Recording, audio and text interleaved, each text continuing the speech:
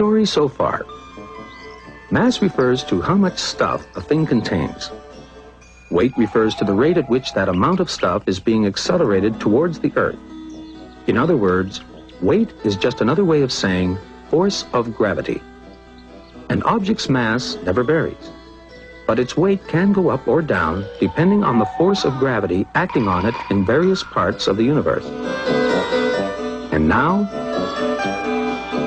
work. These barbells have a mass of 120 kilograms. Since they are resting on the surface of the planet Earth, we know that the force of gravity acting on them is about 10 times that number of newtons. It takes a very strong man to lift something that weighs so much. Because if the barbell is being pulled down by a force of 1,200 newtons, it must take 1,200 newtons of force to hold it up. Of course, if we were on the moon, where the force of gravity is only 1/6 that of the Earth, anybody could do it. But we're not on the moon. That looks like hard work. But how much work? 1,200 newtons worth? To lift the barbell? How far? Exactly 2 meters. But what if you only lifted the barbell half that distance, say 1 meter? Surely that doesn't take as much work as lifting the barbell 2 meters.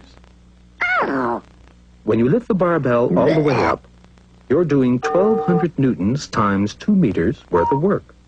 When you lift it only halfway up, you're doing half that amount of work. 1,200 newtons times 1 meter. In fact, this is how you measure work in physics.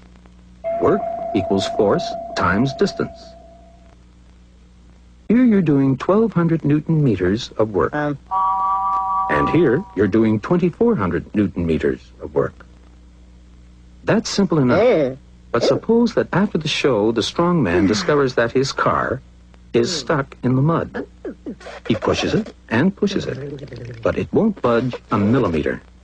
And suppose that at the very same time, the clown, who hasn't got a car, is in the act of picking up the telephone to call a cab.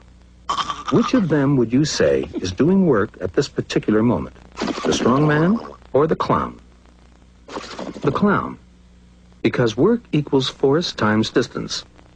And although the telephone receiver only weighs about 2 newtons, while the strong man's car weighs perhaps 15,000 newtons, when he lifts the telephone receiver, the clown is applying a force of 2 newtons through a distance of 50 centimeters, let's say, or half a meter. And therefore, he's doing 2 newtons times half a meter of work, which is 1 newton meter of work. The strong man, on the other hand, may be exerting thousands of newtons of force.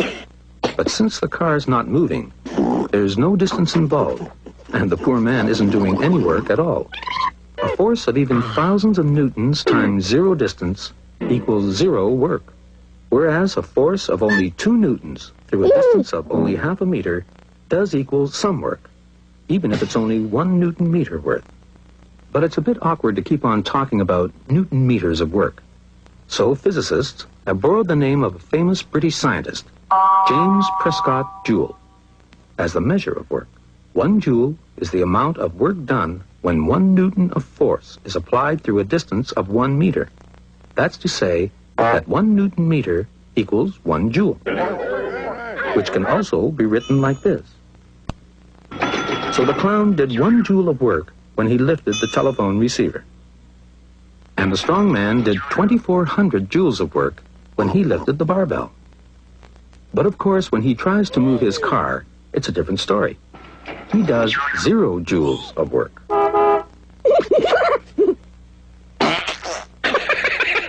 Let's open.